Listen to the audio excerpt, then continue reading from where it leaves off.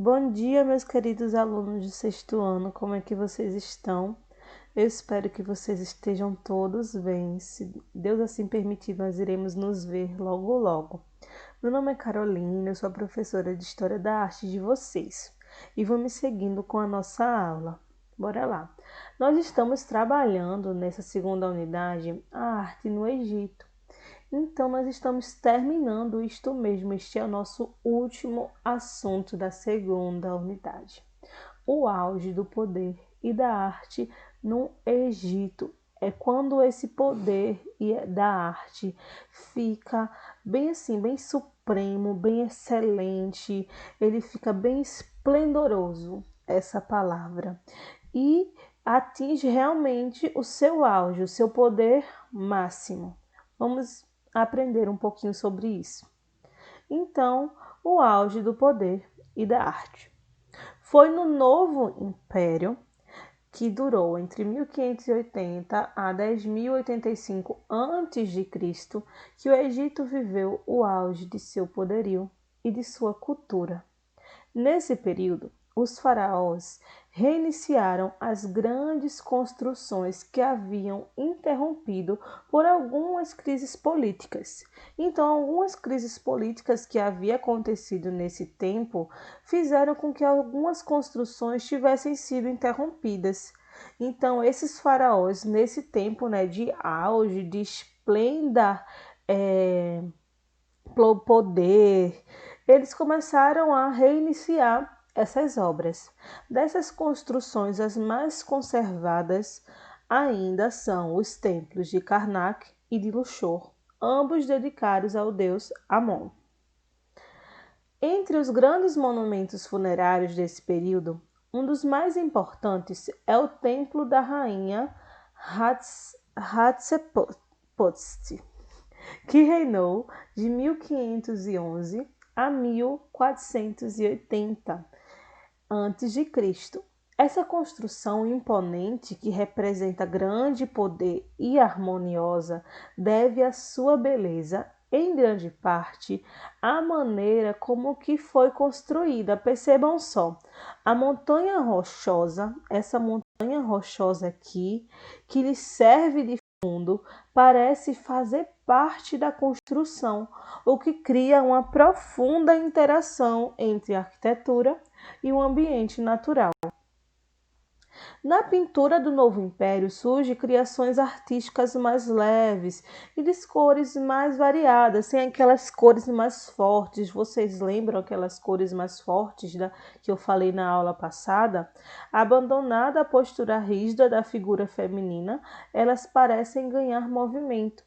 Tais alterações decorreram de mudanças políticas providas por Amenófis IV, soberano que neutralizou radicalmente o grande poder exercido pelos sacerdotes, que chegavam a dominar os próprios faraós. Com sua morte, porém, os sacerdotes retomaram o antigo poder e passaram novamente a dirigir o Egito ao lado de Tutancâmon, o novo faraó. Tutancâmon morreu, porém, com apenas 18 anos, minha gente, de idade. Em sua tumba no Vale dos Reis, o pesquisador inglês Howard Carter encontrou em 1922 um imenso tesouro. Encontrou várias coisas e em uma delas encontrou também o seu túmulo, o túmulo de Tutancâmon, um túmulo que era uma grande construção. Possui um salão de entrada, onde duas portas secretas dão acesso a uma sala sepulcral e a chamada Câmara do Tesouro. A múmia imperial estava protegida por 3 sarcófagos, um dentro do outro. Não tem aqueles sarcófagos que a gente vê em filme, quando assiste filme do Egito com nossos pais, de aqueles arqueólogos que vão para as pirâmides e encontram dos túmulos das múmias e tudo mais? Isso é só um imaginário, né? Enfim. E esses 3 sarcófagos que foram encontrados por este pesquisador inglês, Um era de madeira dourada, o outro também era de madeira, mas com incrustações preciosas.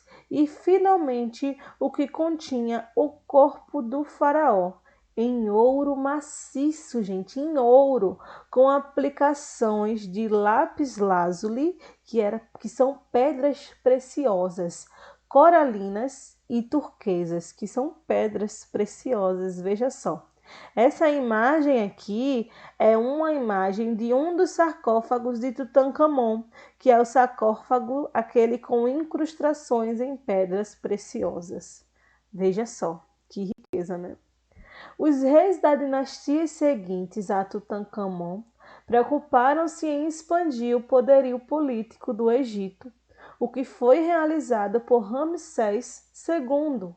Consequentemente, toda a arte do seu reinado foi uma demonstração de poder. Como eu já falei nas últimas aulas, eles tinham essa intenção de fazer com que a arte seja uma demonstração de poder. Então, toda a arte produzida, pintura, arquitetura, escultura, tinha o objetivo de demonstrar o grande poderio daquele império.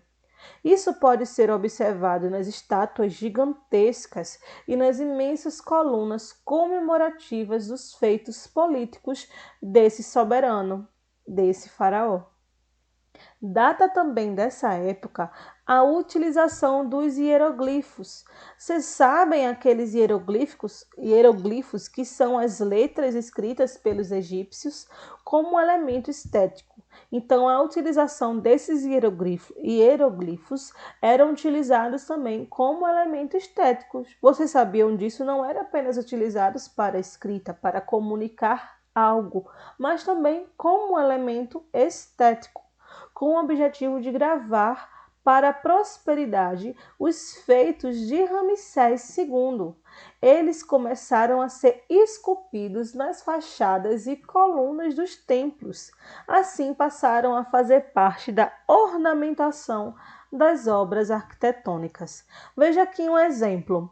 Templo de Abu Simbel, dedicado à deusa Hathor, no século VII, no século XII antes de Cristo. As inscrições em hieroglifos compõem a ornamentação da fachada. Não sei se dá para vocês enxergarem essas pequenas inscrições aqui, ó, na parede do templo. Vocês estão conseguindo ver? Então, os hieroglifos, que eram a maneira como os egípcios escreviam por meio de símbolos e sinais, vocês viram na aula de história? Então, eles também eram utilizados como elemento estético nas esculturas e nos elementos arquitetônicos. Veja só que interessante.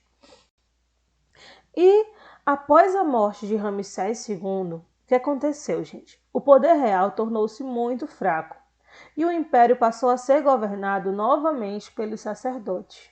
Com isso, houve uma estabilidade, assim, o governo apresentou uma estabilidade aparente e as ameaças de invasão acabaram tornando-se realidade. O Egito foi invadido várias vezes pelos etíopes, pelos persas, pelos gregos e, finalmente, pelos romanos. Essas invasões, aos poucos, desorganizaram a sociedade egípcia e, consequentemente, sua arte. Influenciada então pela cultura dos povos invasores, ela acabou perdendo as suas características, essas características que a gente viu nessas últimas aulas, e acabou refletindo a crise política do império. Então é aí, gente, que nós encerramos essa nossa segunda unidade. Eu espero que vocês tenham gostado. É muito bom aprender, né, sobre uma cultura nova, sobre uma nova civilização, além da nossa. Foi muito legal, foi muito massa comunicar isso para vocês. Eu espero que vocês tenham gostado. Então, o que eu tenho para falar agora é que na próxima semana será a semana de apresentação de seminários. Eu preparei um tema bem facilzinho para vocês, explicando aqui ele brevemente. Vocês terão que... E o assunto será da primeira unidade, porque essa apresentação, né, de seminário será para compor a nota que seria a prova de vocês da primeira unidade. Vocês fizeram um teste online e vocês farão agora a apresentação de seminário. E rapidinho, vocês terão, o tema será o seguinte: vocês terão que procurar um objeto em casa. Esse tema eu até passei para vocês em sala de aulas, caso as aulas continuassem presencial. Vocês vão procurar em casa um objeto que vocês tenham de sua avó, de sua mãe, de seu pai, de seu avô, que represente a cultura brasileira. E depois vocês vão falar na apresentação, vocês vão procurar o nome desse objeto, procurar a origem, pode utilizar a internet, procurar a utilidade para que esse objeto serve, se é uma peneira, se vocês vão procurar aí alguma coisa e procurar a utilidade desse objeto e comentar alguma curiosidade na apresentação. Apenas isso, entendeu? Porque o tema da primeira unidade, vocês lembram que foi arte, e cultura material e cultura imaterial? Vocês lembram? Então, é só isso, minha gente. Será passado a data para vocês, tudo certinho, sem nenhuma dificuldade, sem nenhuma complicação, tá bom? Até a próxima aula, eu espero que vocês tenham gostado. E não se esqueçam, qualquer coisa vocês podem comunicar, vocês podem falar comigo a qualquer momento, tá bom? Como eu me mudei recentemente, eu ainda estou sem internet. Eu estou indo para casa da minha avó para poder ter acesso à internet, porque eu ainda não coloquei roteador, essas coisas aqui na minha casa nova. Mas eu vou fazer isso rapidinho, ou hoje ou amanhã. Aí as dúvidas que vocês tiverem, eu vou tirar, tá bom? Tchau!